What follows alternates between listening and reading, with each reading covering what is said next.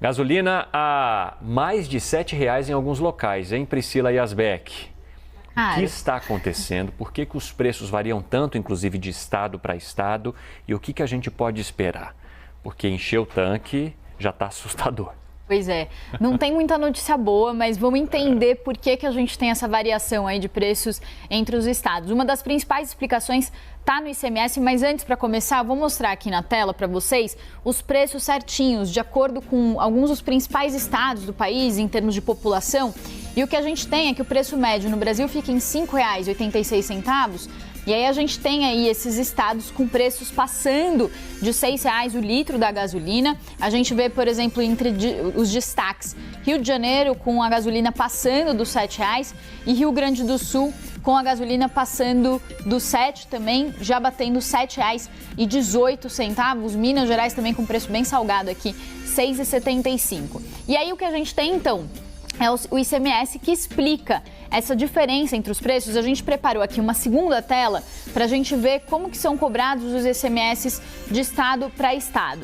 Então a gente tem, por exemplo, São Paulo aqui com 25% de ICMS, Minas Gerais 31%, Rio de Janeiro 34%, Bahia 28%, Paraná 29%, Rio Grande do Sul 30%. Então a gente vê essa variação que varia aí entre 24% e 35% e 34%.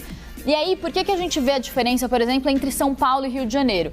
Se a gente olhar aqui, o ICMS de São Paulo está em 25%, já no Rio de Janeiro está em 34%. E por que isso acontece? O Rio de Janeiro tem uma economia mais fraca que São Paulo, não tem uma regra para a cobrança do ICMS, então o Estado joga o imposto lá para cima. Já São Paulo, que conta com outras receitas, além da arrecadação com os tributos cobrados sobre o combustível, já tem um ICMS um pouco mais baixo aí de 25%, por isso o preço da gasolina pesa um pouco menos. E aí eu conversei com o Adriano Pires, que é do Centro Brasileiro de Infraestrutura, e aí ele falou sobre algumas soluções que a gente poderia ter para reduzir o preço da gasolina, inclusive para diminuir essa simetria que a gente vê entre os estados. O primeiro ponto é que ele fala que o ICMS deveria ser cobrado em cima do preço que sai da refinaria. Então hoje o percentual é cobrado sobre o valor que os estados mesmos levantam nos postos. Eles fazem uma pesquisa nos postos de gasolina e aí eles dão a média para a ANP e em cima disso é cobrado